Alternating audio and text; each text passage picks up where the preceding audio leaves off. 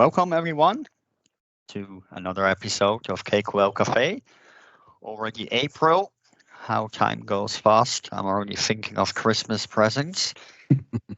And as always, your host, Johnny, and myself.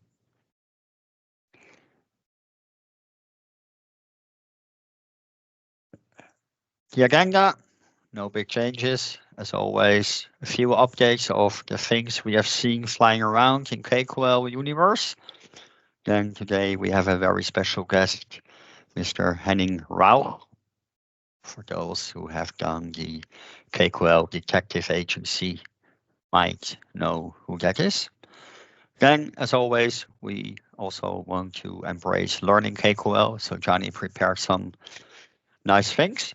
And last but not least, as always, what did you do with KQL this month? So let's move on to the news. I want to take the opportunity. I guess most of those living in Kusto universe know that Mehmet a few months ago launched Blue Raven Academy, where he's offering KQL trainings. And just recently, he also offered a free version. And I actually took the time because even if you think that you know something, there's always something to learn. And of course, before advertising this more broadly, I wanted to experience the training myself and just, put myself back into 2017, where I made my first KQL steps. And I must say, it's really a great experience. Also the way how he explains things, and especially because with the course also comes a free data explorer environment, and especially for those working with Microsoft Sentinel and Defender and the like of tools. When you take the additional courses, you can really work with data that is familiar to you. And I just had a chat with Mehmet last week. KQL is great, documentation is good, but sometimes you need examples that you can relate to, right? And to me, sometimes those, especially for the more advanced KQL functions, sometimes I have difficulties to translate those examples in my own type of data so that I can actually validate whether, I did things right or wrong. The free version you can enroll, and as you see at the bottom here, as there is not unlimited space because Mehmet is paying for the infrastructure, he basically enrolls, I believe, on a bi-weekly basis. He allows other people to go in and enjoy the free course. Now, the other news is, which I also noticed by looking a little bit more closely, and also advised Mehmet to maybe, advertise that a little bit better. The additional courses come at a price. For example, there's the hands-on KQL Security for Analysts. And that one was initially advertised at a way higher rate. Of course, also, basically providing a lifetime access and Mehmet told me that there's great ideas how to continue to extend the training with other use cases, other data sources whatsoever. But Mehmet also told me that he respects the fact that not everybody has $250 at hand.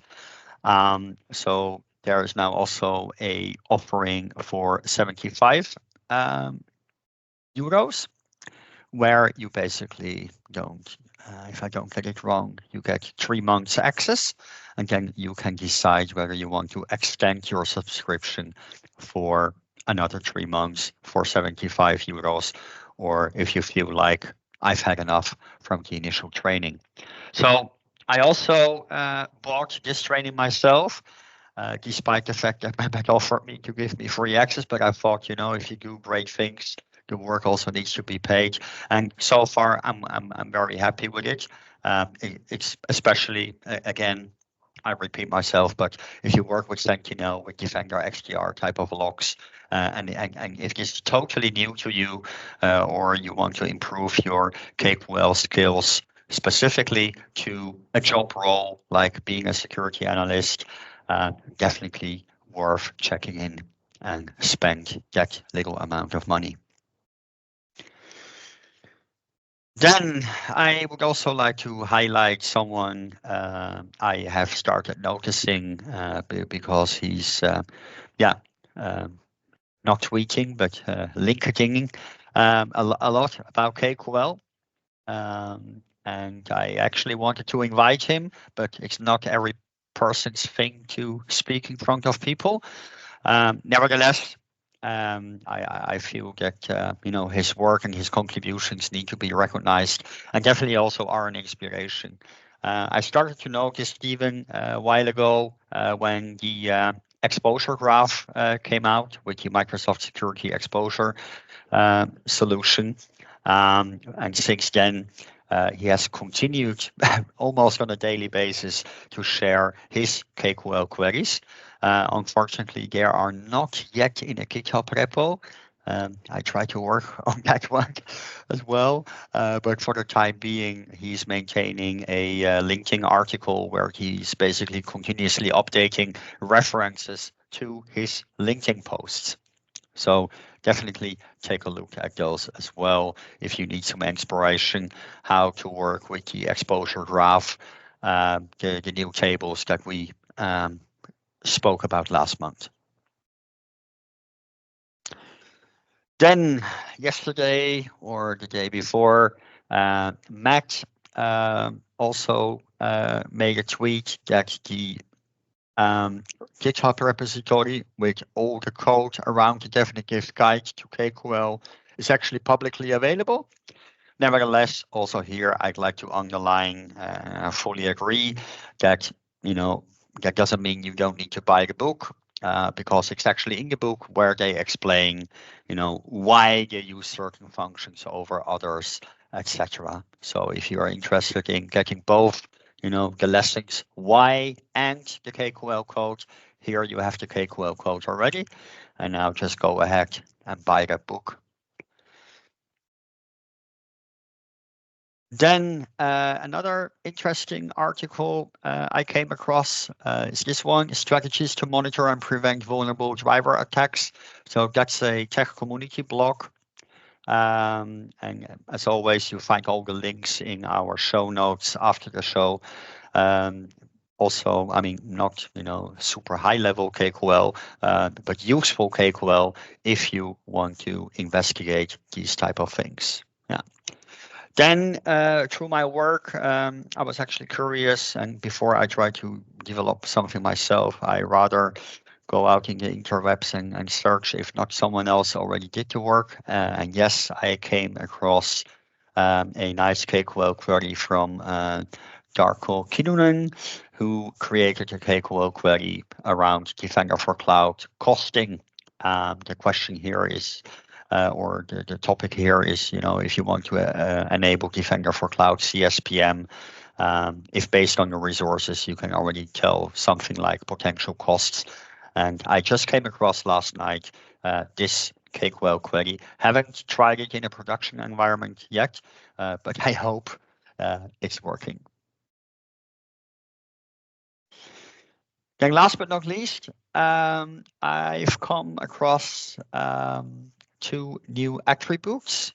Part of our work is, of course, always to be curious about some new data tables or attributes that Microsoft is adding to their existing solutions. And by reading the documentation, I've come across the last thing for user and uncommon for user in the CloudAppEvents. I haven't had a lot of time to really look into this, but I guess already by the name of those attributes, it's basically probably going to help with creating anomaly type detections. If someone in the audience already has experience with it, please feel free to speak up. And otherwise, I do certainly plan to take a closer look into this. and see what we can do with this additional information. And with that, I conclude the latest KQL news. Sorry if there was some advertisement for paid services, but I found it was worth mentioning those. And with that, I would warmly welcome Henning Rauch. Thank you so much. Hey, Alex. Hey, Johnny. Hey, folks. It's a pleasure to be here. Thank you so much for inviting me. Thanks for having me. Don't know where to start. Okay, so I'm part of the Kusto team. Okay, I work with my friends all over the planet. Most of them are working out of Israel. I've started with Kusto probably in 2018, and I met Avner. I was driving on the Autobahn in Germany, drove him to a customer, and I showed him how he can drive hands-free at 180 with the autopilot turned on. So we had like great discussions, and I decided that I want to work for this team because I believe that those are the best database people, engineers on the planet. And what should I say? So it somehow worked out. I sneaked myself into their team, and now I'm a principal product manager. And I take care of features such as everything security related. So if it's about identity, authentication, authorization, that's me. Also network stuff. So all things like private endpoints, managed private endpoints, my feature. And I also have a couple of responsibilities in the engine directly. So I was mainly driving the developments for geospatial. So everything that you do when it comes to creating S2 cells, geohashes, H3 cells, so geospatial clustering, and all of the functions that were created.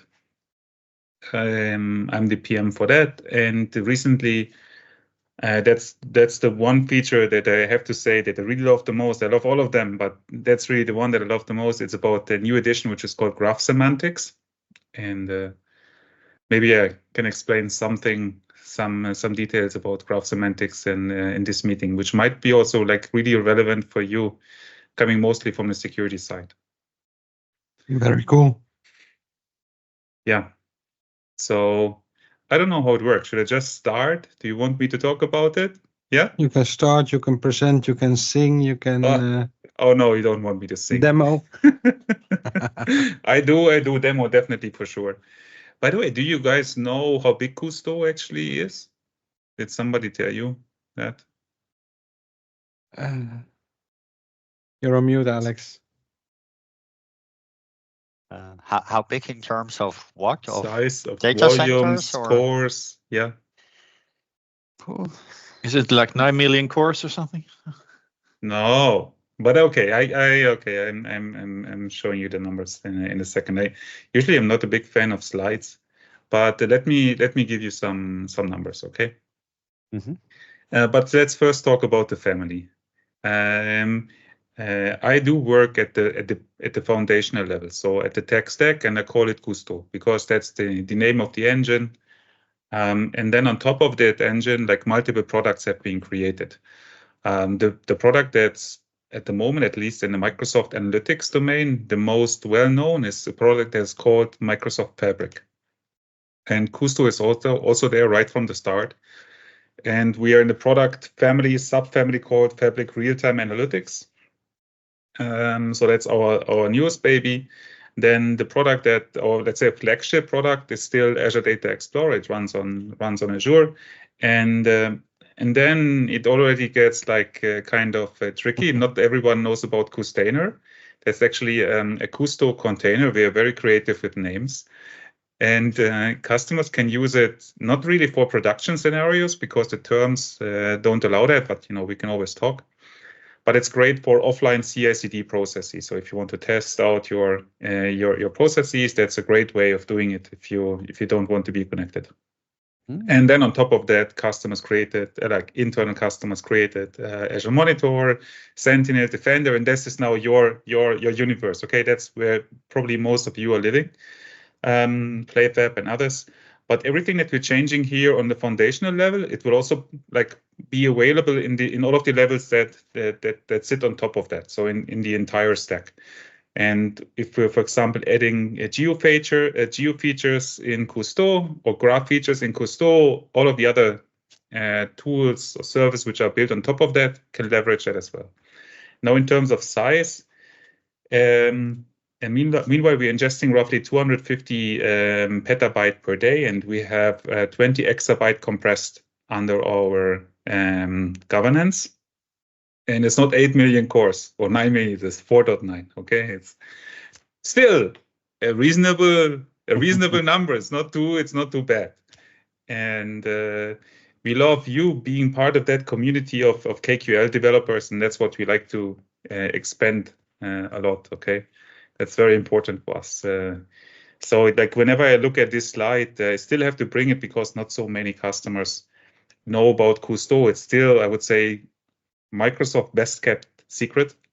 But our job is to make it successful outside of Microsoft as well. Now it's a hard cut. Okay, now we're talking about this new feature. And when I talk about graph, usually some part of the audience is thinking about GraphQL, which is some sort of an API layer which can talk to multiple databases. Others think about Microsoft Graph and the resource graph. Okay, but what we are talking about essentially is a model which is called graph, and it consists of nodes and edges. Nodes can have properties, edges can have properties, and edges connect nodes with each other. And that's the fundamental concept. And we added this recently to Cousteau because actually it already started like 4 years ago. We were POCing a building technology case where we simulated the graph of the building, and we received the telemetry data of the building, and then we wanted to find the fastest route out of the building without being burned. Okay, that's a combination of the fundamental, the context of the time series data and the time series data itself. Now, recently, we've been funded internally by security teams to work on that, to continue to work on that and create something like a new engine in Cousteau. Probably the last engine that was created like this was a state machine of the scan operator. And this is something which goes along these lines, but might be a little bit bigger, might also become huge. Now, why is it relevant? Because if you already have a lot of data in Cousteau, like all of these security products have, like actually like all data is stored in Cousteau somewhere, one way or the other, you would like to add context to that. And in security scenarios, it might be a blast radius. So what if something a secret gets exposed? What is the blast radius of that secret? Or you want to define an attack path. Like you get all of this telemetry data from all of these devices or entities, and you want to define a specific path, and you want to find out which kind of exact entities are matching that path. So there's a lot to do in security when it comes to graph and context. And sometimes customers, what they are doing, if they want to combine graph queries and telemetry, they need to take the entire telemetry stream and fork it. They send it to a graph system and they send it to Cousteau. And then there's a third system which needs to be able to talk to both of them. So they need to be able to talk the graph language and KQL. They have the glue code, all like everything in between. They have the IO, which is going crazy. And it's just very hard for developers to add context to time series data, to vast amounts of time series data. So we thought, why not bring like 80% of the capabilities of a graph or a graph database directly to Cousteau and to the engine, to where the data lives. That was the entire motivation. Now, as a consequence, if you don't need additional systems on the side, also the cost of ownerships are kind of reduced because you don't need to maintain another system on the side. The third one is very important. It's time-aware graphs. I have not seen it too much in security so far, But we look at a graph as a series of events. So a node was added, another node was added, and an edge was added between the two. All of these are timestamped, and you can create the graph at a specific point in time that you're interested in. For example, in the industrial IoT, this is important to know the last known state of your factory, of your production, of your shop floor, whatever. But if you want to calculate a certain KPI in the past, you also need to have the graph of the past, a specific graph at a specific point in time. So modeling that in traditional graph databases is far away from trivial. And for Kusto, it's very simple because we just do edges where timestamp smaller than XYZ, and summarize argmax by some modification time, and we get the last known state of the graph, and then we can work with it, okay? So time-aware graphs is something that's really, really native in Kusto. And last but not least, for people who love KQL, it's great because they get IntelliSense. And they don't need to send a random string to some endpoint. So it's very easy to work with the graph itself. Now it gets a little bit more technical.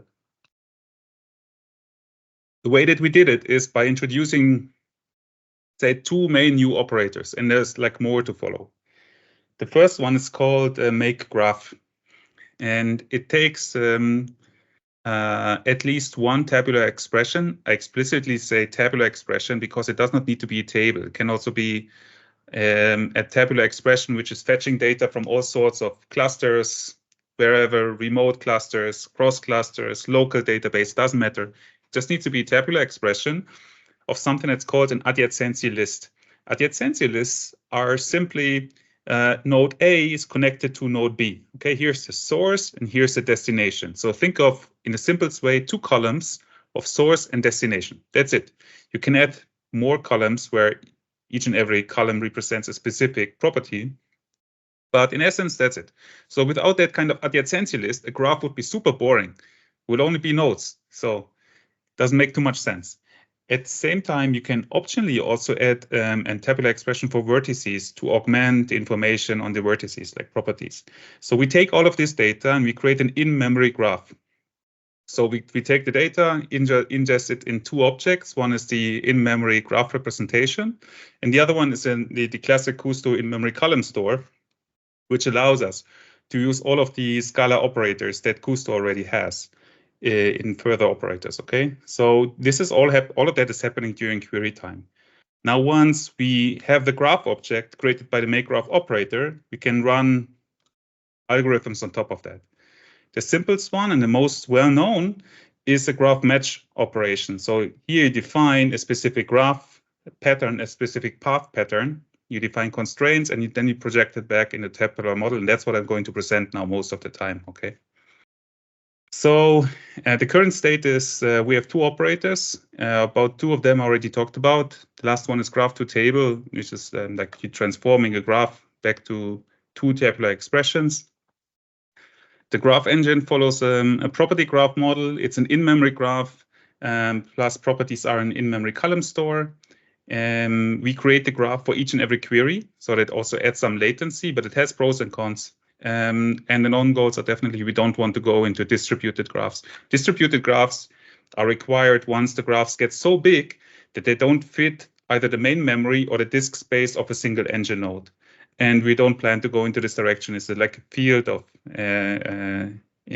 engineering that is very, very hard to crack, and we're not funded to do that, so we don't go into that direction.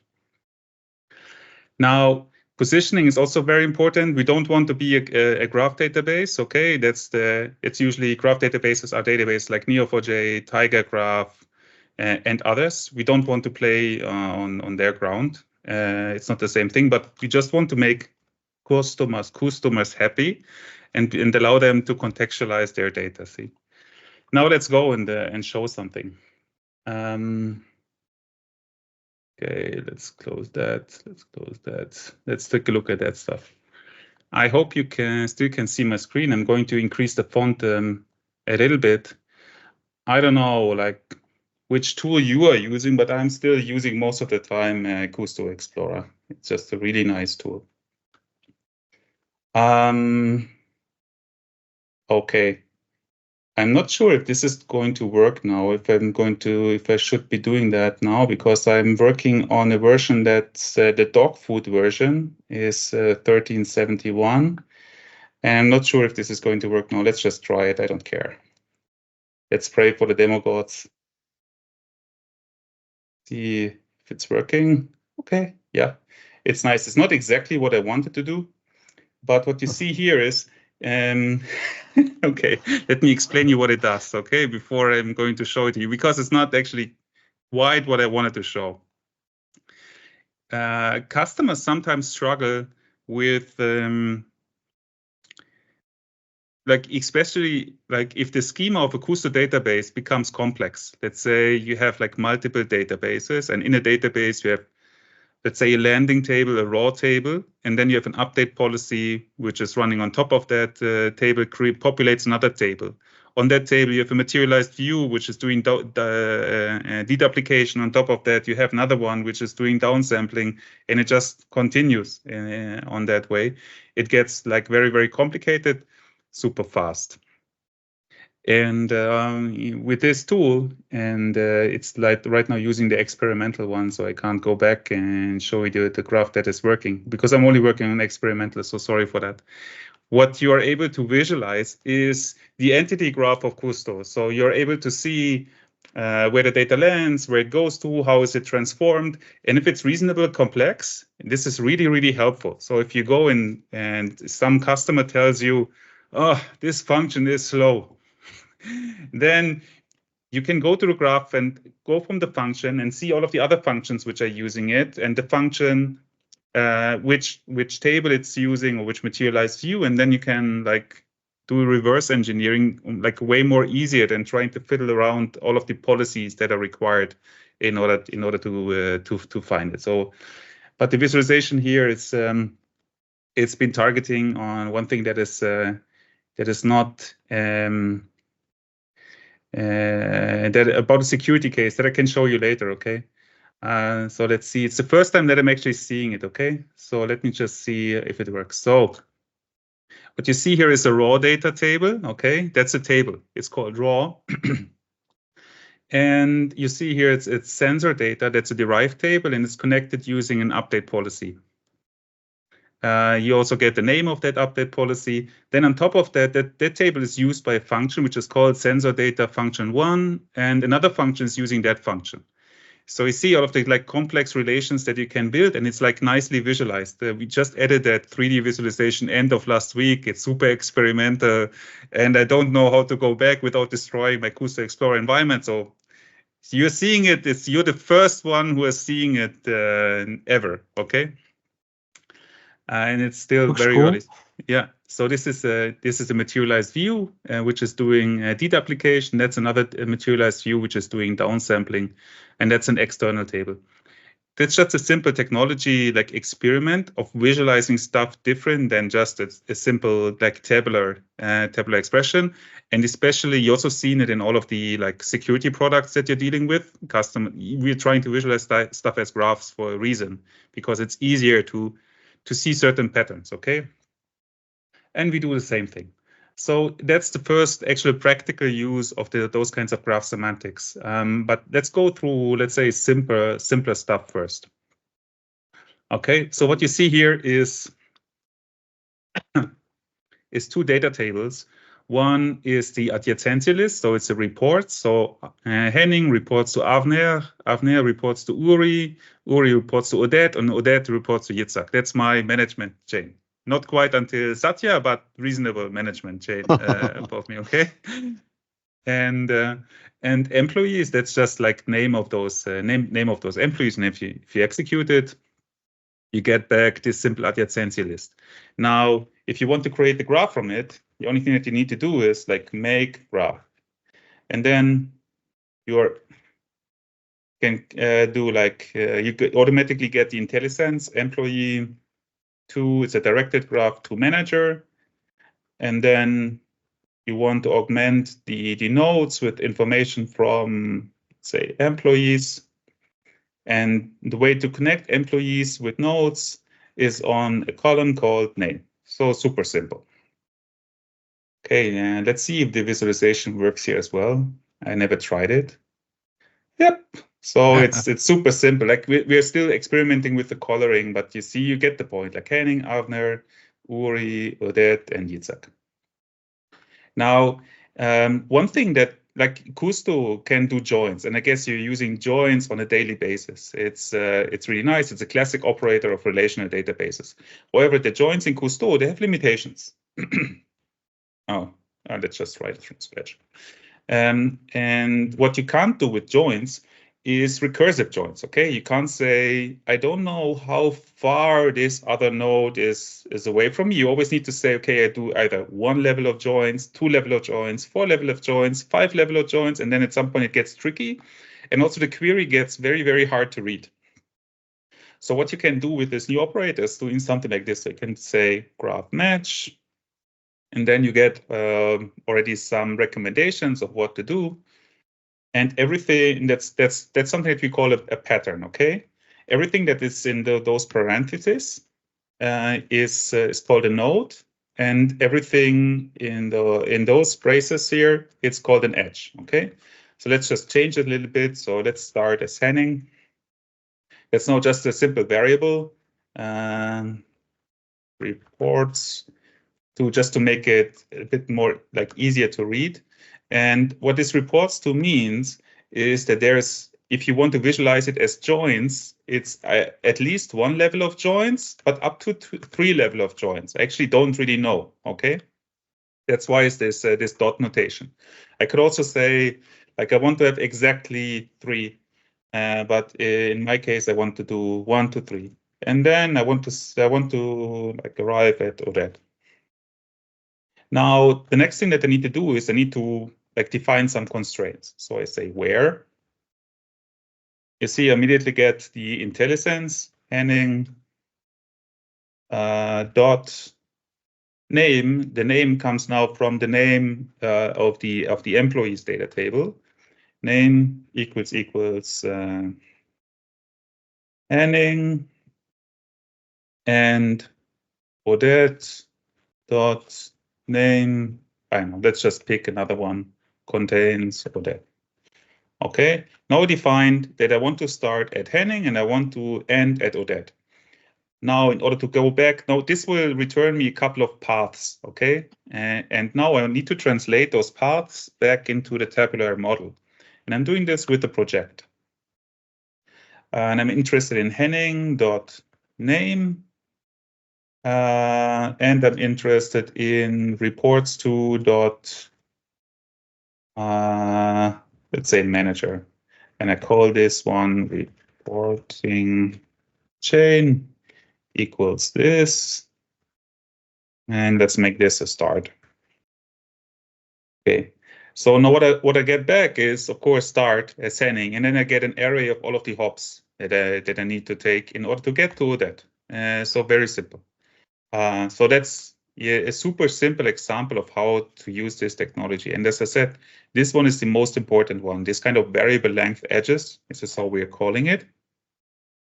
And by the way, this language here is not something that we ultimately invented. It's something that comes from Neo4j, and Neo4j created something that's called Cypher. That's an open Cypher version of that, which is pretty similar to that kind of notation. It's a little bit different, but everybody that can read Cypher can understand this kind of statement. So what we try to do is we really try to natively integrate it into KQL, so that for somebody that knows KQL and knows Cypher, that it's easy to understand. And we didn't want to like just send some string to some engine. We really wanted to do a deep integration to Kusto itself. Can I ask a question about it? Yeah, sure. Because the reports too, can I also add is that just pure random, or has it some logic? Reports to this one? Yeah, you have the graph match Henning and then reports to Odette, but the Henning 1, 2, 3, is that is that defined somewhere, or? No, it's you can have like 1 to 100 Or No, but I mean the reports to name. Is that the like a reports to label? name, they don't, that's totally arbitrary. Okay, check. It can also be like foo bar. Yeah, okay, so Think check. of it like a let statement. It's exactly the same thing. It's just a variable, and then I need to change it to foo bar, and then it's working. Yeah, good point. Cool. Yes. Yeah. So now, like more complicated examples, I took that from the docs, but let's not go here. Let's do some even like other stuff which is more security related, and I hope that you find it more interesting. Does anybody recognize the stuff here at the top? Looks like Cypher. Yeah. Looks like Cypher, of course, but that's from a repository about I'm not a security expert. It's called Bloodhound. So that's some offensive security stuff. And Neo4j was so kind to create a repository about that, or I don't know like who it was at the end of the day. But what I tried to find out is if I would ingest the data sets into Cousteau and given the Cypher query, like how far away is actually what we can build with Cousteau compared to Cypher. Just try to find out where we are. Now, what we're doing here is we're taking those cybersecurity edges. Just see how much it is. This is what we see in the security exposure graph. See, I said we're working with security, and that's again like another super simple one. So you have a source, destination, a label, and then a couple of properties. Okay, and what this thing is doing, it's creating a graph in the let statement here in line number 11 and 10 and 11, and we're materializing that graph. It's not the same thing as the materialize for like a tabular expression. It's just pinning an object in memory. So it's not really serializing and deserializing it later. So it's a little bit different. And then we're trying to find out the user access and the group access. User access would be a user that can directly RDP into a computer, okay? And the group access is if a user is a member of a group which can RDP into a computer. See, the way that you're reading this, it's way more comfortable than reading joins. At least that's my opinion. So those kinds of paths can be way easier to find, and you will probably also see it later in some other products.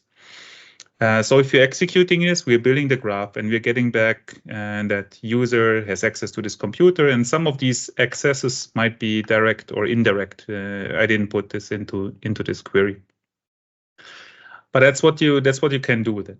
Of course, GAing it, okay? So we are in private preview since, right now we're in public preview, but we started private preview end of 2002. We are in public preview since Kusto Detective Agency case 9 or 8, so second season. And we saw a huge spike in our telemetry. And now it's about like the last things that we want to fix before we go to GA. It's very important for us to have the syntax fixed so that people who start now with graph stuff don't need to throw away their queries if we go GA. So it's very important to us. So, but still, like it's going to be in the next couple of weeks where we're going to GA that product. So I'm very proud of it. And I think it will help a lot of people who are using Cousteau to contextualize their time series data. You won't be able to solve like everything with it, but I believe a large portion when it comes to graph stuff, you can definitely do with it. Also, some more information. You already know that you need to rescue. I don't know, by the way, why you're calling me Henning Rauch. My actual name is Professor Smoke. Henning Rauch is just my alter ego that I use for my side job at Microsoft, okay? So we can read all about it. Yes, also for some people who are interested in like mathematics and how to solve this kind of 7 bridges of Königsberg problem, within a really great tech community blog about it. And yeah, that's what I wanted to show. Awesome. Will take some time to process everything, but it's really, really cool stuff. Yeah. Because for me, with the graph operators, I'm always thinking I need to build something with IPs or with users or with processes. Yeah, I did But that. just peeling the first bit off, that's always the hard thing for Yeah. me. And that was also one of the most feedback that we received in the private and also in the public preview is that we need to do better with our documentation. So that's definitely like where a lot of the efforts went into. It's about creating concrete example on how to use it. I think we're pretty strong already when it comes to IoT and industrial IoT scenarios. We have good coverage also on GitHub. And the case that I presented to you will probably be the security case that we want to show on how to do that. I think it's like super cool to see and super cool to go into those kinds of investigation modes. And so far it resonates really well with people. Makes sense. Yeah, I agree. I mean, when I was playing with it, I saw, at least in the security exposure graph, you have things like, is the RDP service actually enabled?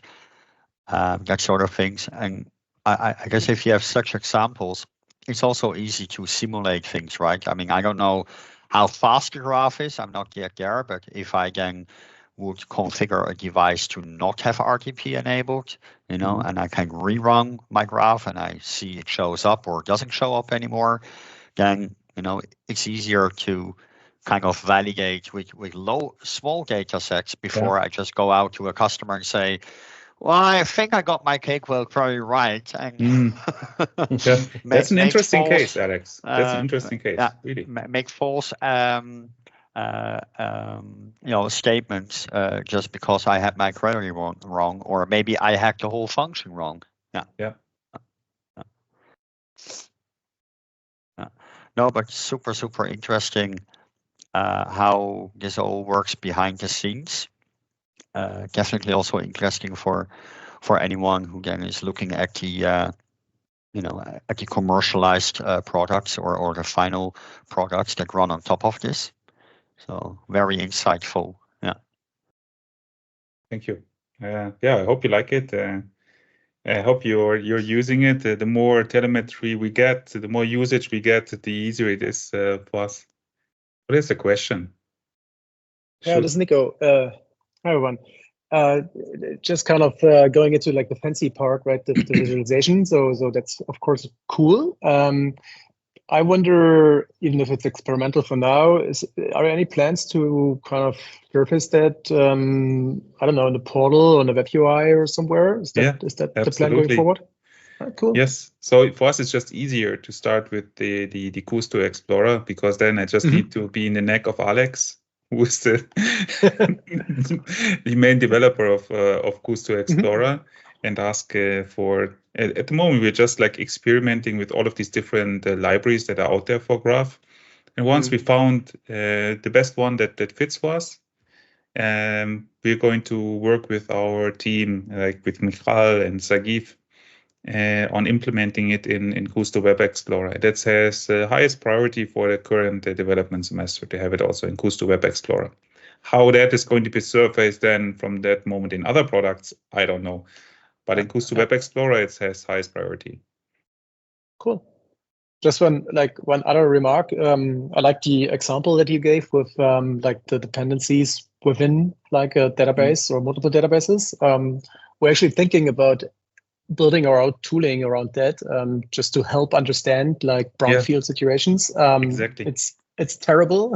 So so much mess going on there. So I mean, everything that helps to bring more transparency like into existing setups is definitely helpful. I couldn't agree more to that. For administrators of a Kusto cluster, as you just, I'm also getting thrown into a lot of brownfield situations where somebody's telling me, listen, this is not working. Then it starts like with 10,000 update policies and functions calling functions, and then it's like a lot of guessworking. And that's quote unquote simple addition to the product helps a lot just to visualize that and concentrate on the right things. Yeah, absolutely.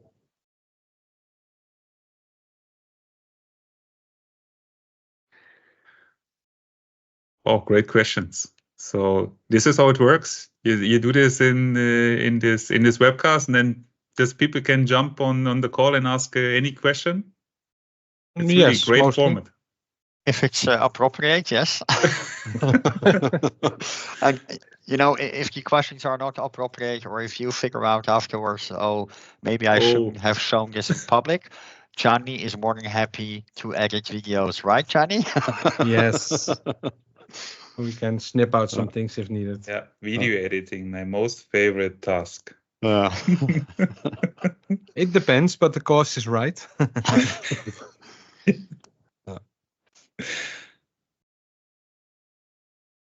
Cool. So, any other questions?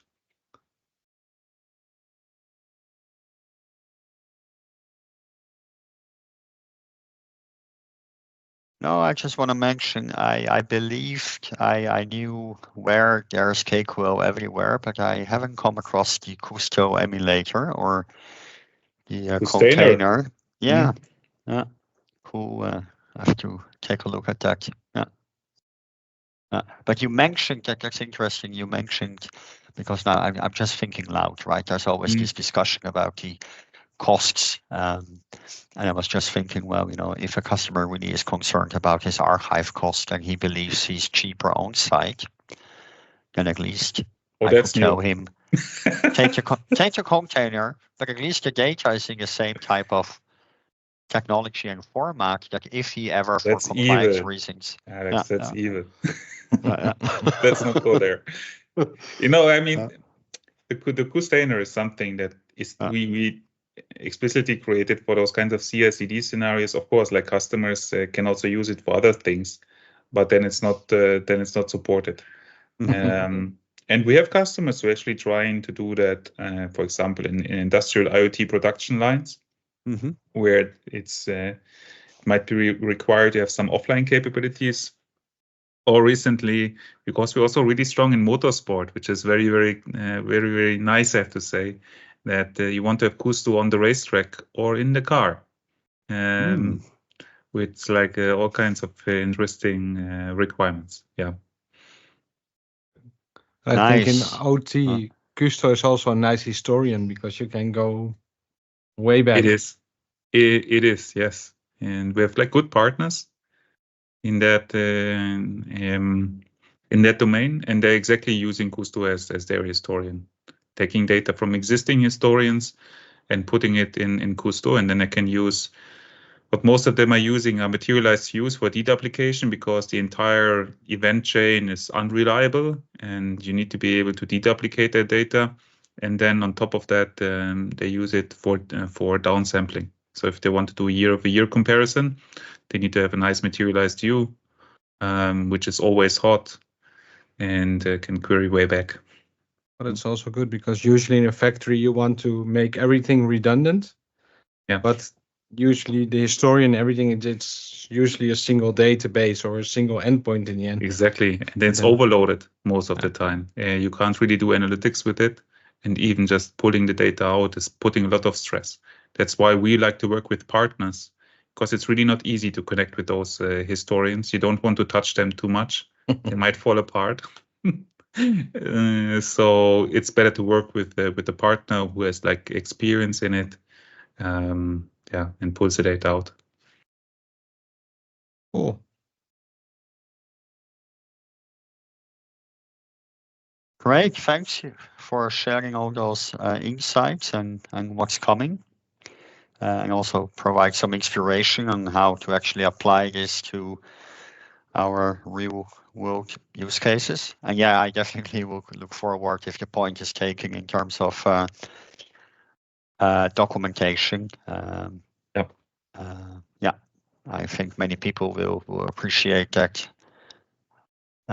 And of course, it will be difficult to make happy all audiences that are coming with different types of data. But yes. I guess if we look at where in our professions, like people that work with Intune, with Entra ID, with the security products, I guess it shouldn't be too difficult to maybe have some multiple use cases. And of course, we in a community, for those that, for example, are contributing to public GitHubs, we do our best as well in sharing sample code or things. Yeah. Very nice. Again, thank you for having me. Good. If there's no more questions to Professor Rauch, then I suggest we continue. So I'll grab the screen. Yeah. So now to the boring part. Oh no, So- it's not boring. I know. So last month, I was thinking, what is a nice way to learn other operators? And one of the things was series, because you can make a series, which is quite easy in Kusto, and then you can do counts, or you can do other nice things to better get a glance of your data. So this month, I wanted to show something how I used it. So what it is, this is the log analytics demo tenant from Microsoft. So if you go to aka.ms/LA demo for log analytics demo, then you get the same tenant. And what I wanted to show is I wanted to play around a bit with the data. So in the last 24 hours, we have some sign-in logs from everything and everyone that is logging into here. And there you can play around a bit with the data. So to show it around a bit, I wanted to use the make series and make a log-on count from the last 14 days to now and in steps of an hour. And that way you get a nice overview of all the blocks per hour. So we can see how many sign-ins there were, and we can also have timestamps. And one of the first operators which I wanted to show was the series sum, because you can do a count over here. But what if you're down in your query and you want to see some other totals? You can use the series sum, and then you can also see the same total as you expected from the account, or another way to count your data. So that one was quite easy. And then I wanted to see around more. So I found the series stats, where you can see the statistics of your query.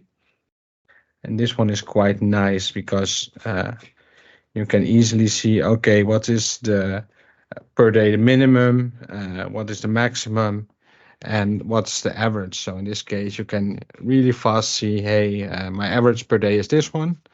And then you can, by eyeballing your data, even see, okay, what is anomalous and what's not. Because if we have the 146 and we go back to this guy, then we can see quite easily, okay, so here we had some anomalies, and here we had some anomalies, but this is a bit hard.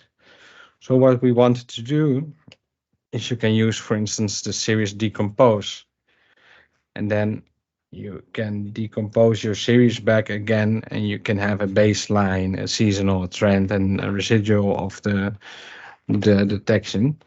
But yeah, this is also a bit hard to read. So what we can do is we can I messed the order around a bit.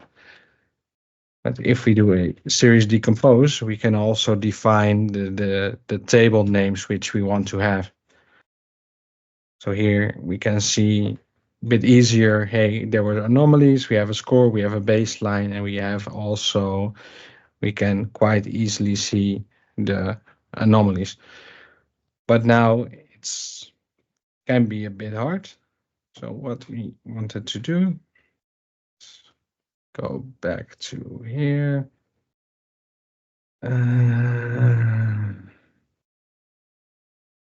Well, yeah.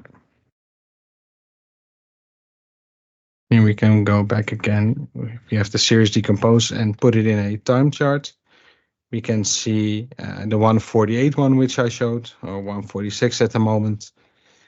And that's also a way to see, hey, we have some anomalies in the data. And if we do the same with the outliers, which is also to see where we can have anomalies in the data.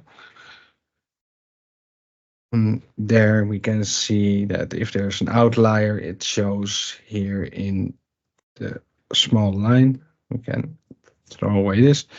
And now you can see a bit better, hey, okay, so on these days we had the outliers, but it's still not ideal.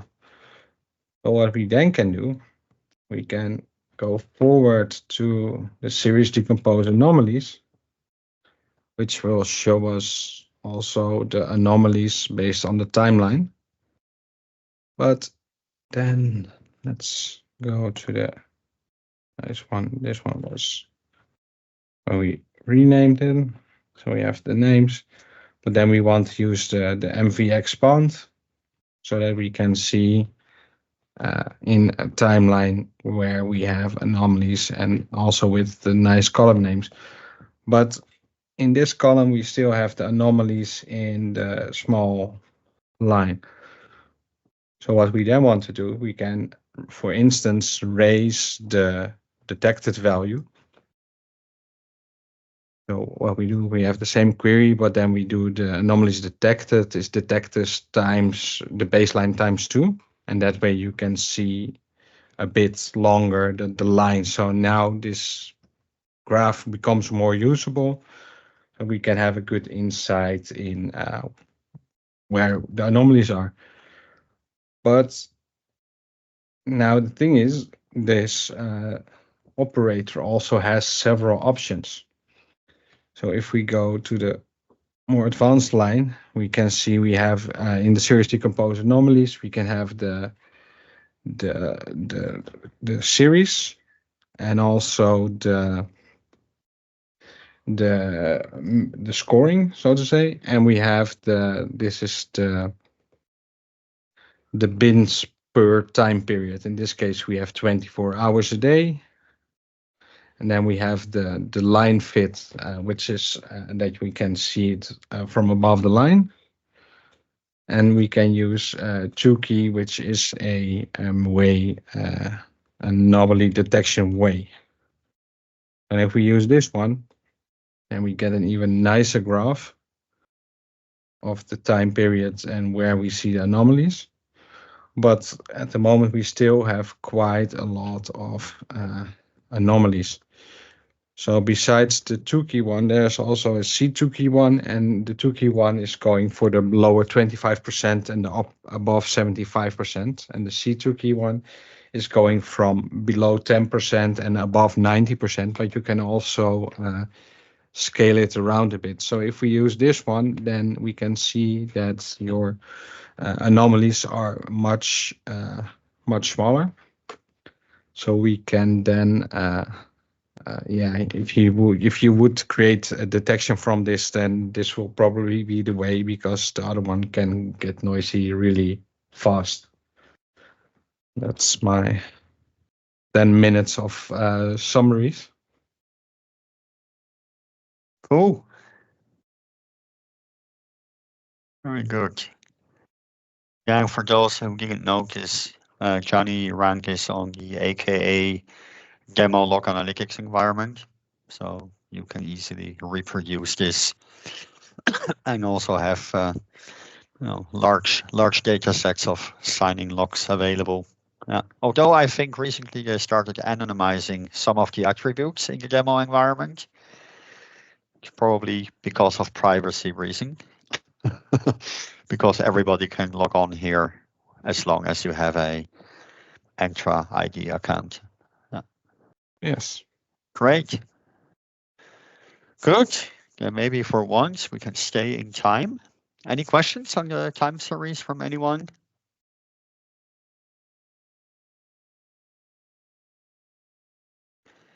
If not, we'll continue. Good. Okay, next chapter. What did we do this month? So yeah, let's come down to earth after needing a degree in data science of the first part of this session. Then Johnny with anomalies. I just did some really regular basic stuff.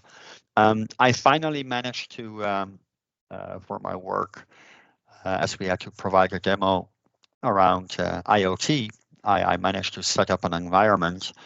Again, did some research because I wanted to give some meaningful demonstrations about how Defender for IoT could work. So I found a whole bunch of PCAP files out in the interwebs where HMIs and POCs are being rebooted and firmware is uploaded. And although there are a number of out-of-the-box analytic rules from Defender for IoT, I wanted to understand that if I get that question like, can we have specific alerts based on certain activities and then even map out the entities? So when we're doing analytic rule development, the question is always, what can we do with entities and how can we process those entities for incident enrichment or even triaging?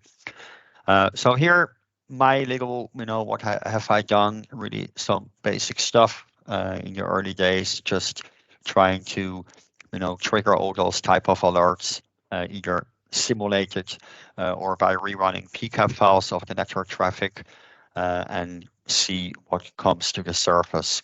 So kind of work in progress. Then the next topic I'd like to share, I'm currently working on a blog series around the inner workings of what is called Defender for Endpoint Security Configuration Settings Management, where basically, in a nutshell, we can now use Intune to also have Defender antivirus setting managed on Windows servers, Linux, Mac OS, and whatsoever. And I was interested, if everything runs, that's fine. But usually I'm a curious person and I want to know under the hood, what is happening. So I really started step by step.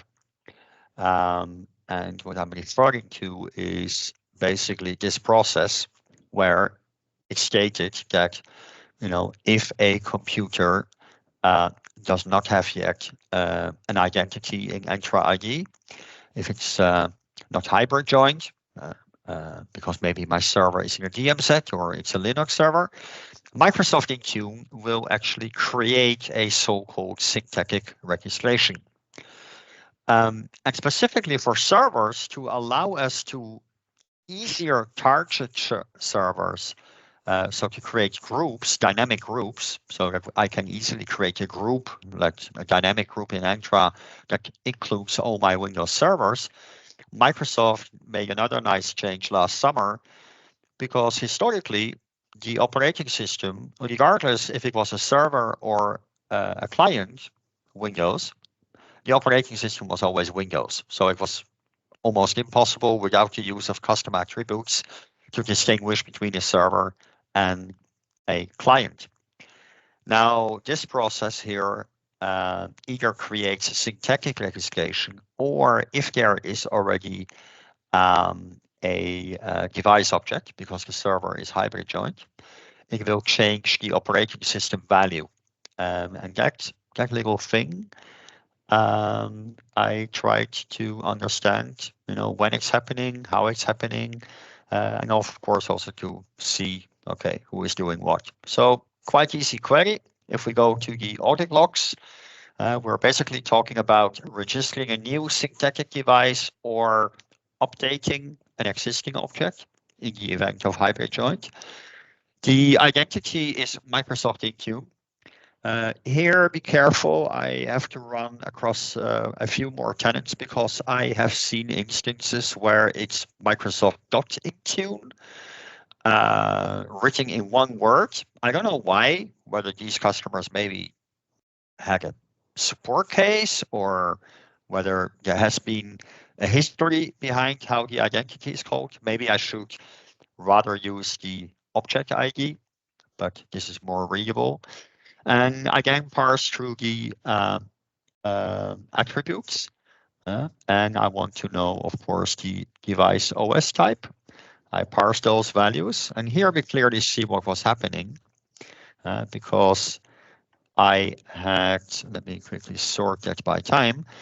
So my first server that I deployed was workgroup.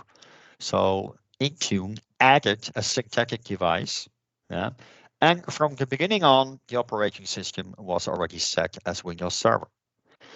Server 2019 was or is still a hybrid joined device, has now become in scope of the settings management. So there is already an object, so no need to create another one, but Microsoft Intune is now changing the operating system value from Windows to Windows Server. And 2016, same procedure as the first one.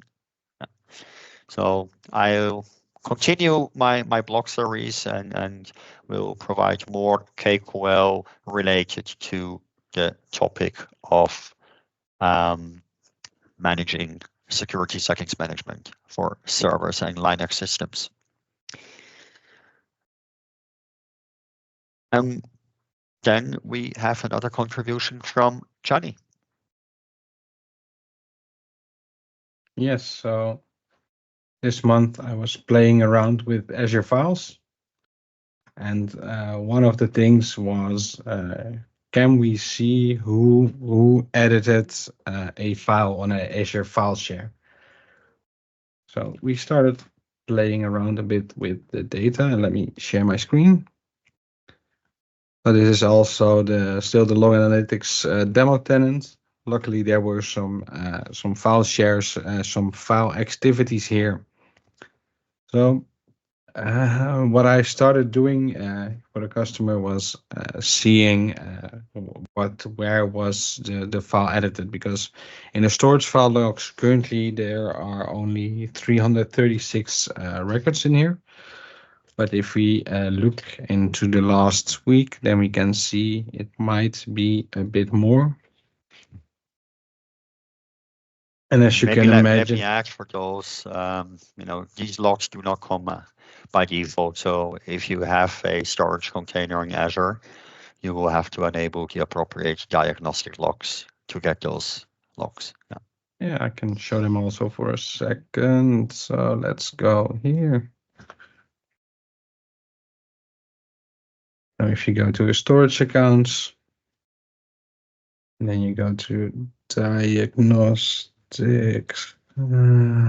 storage accounts.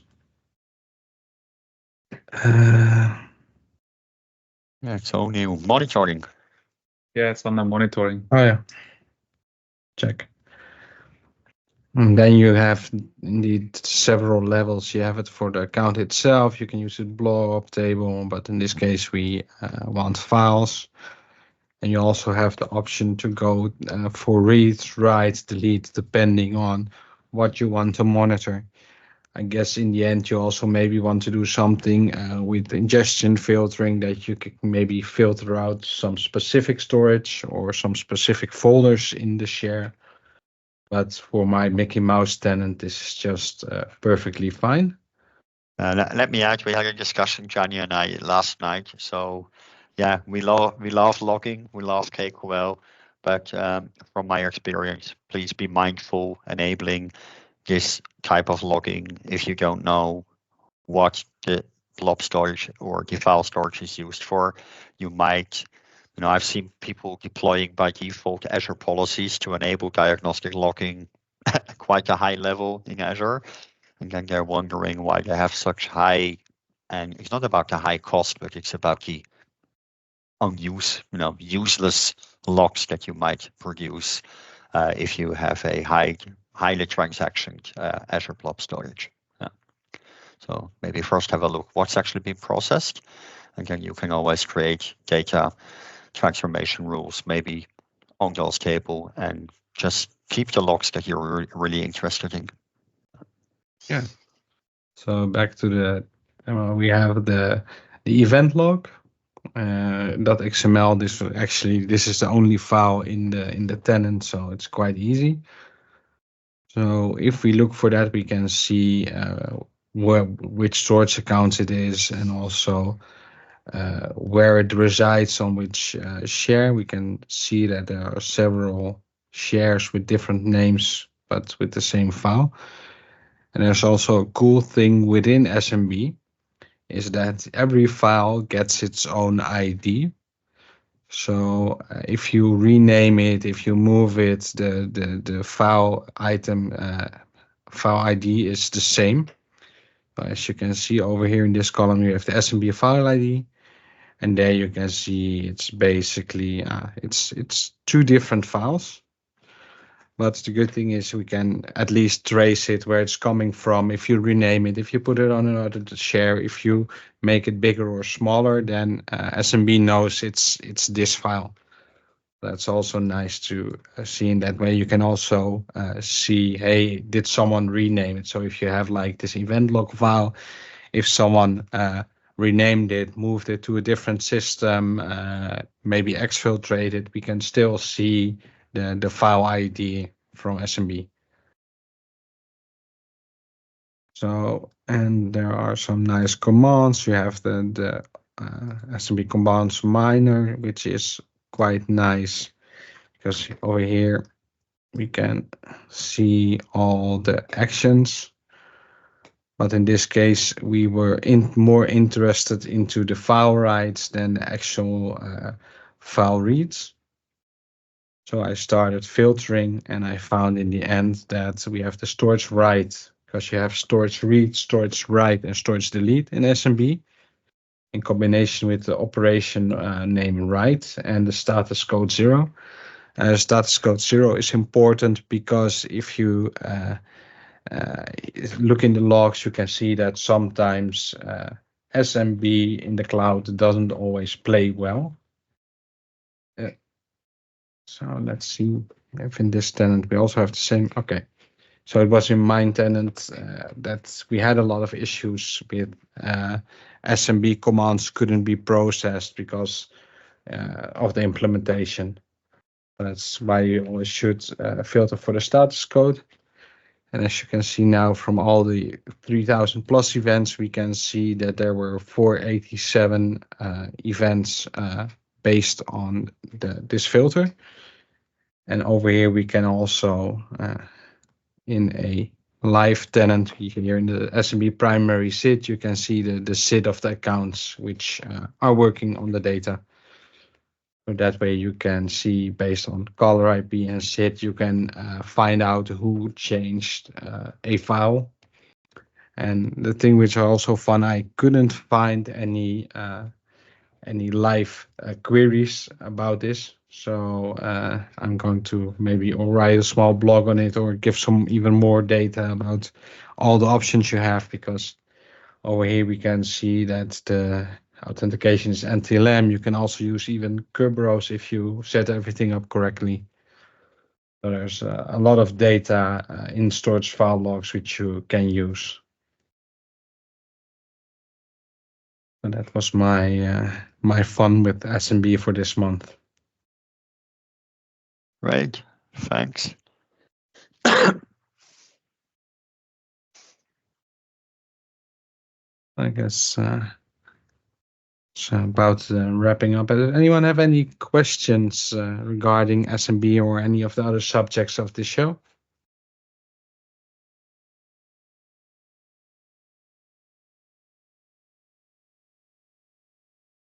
And I guess we have good news today, Alex. We've stayed within the time.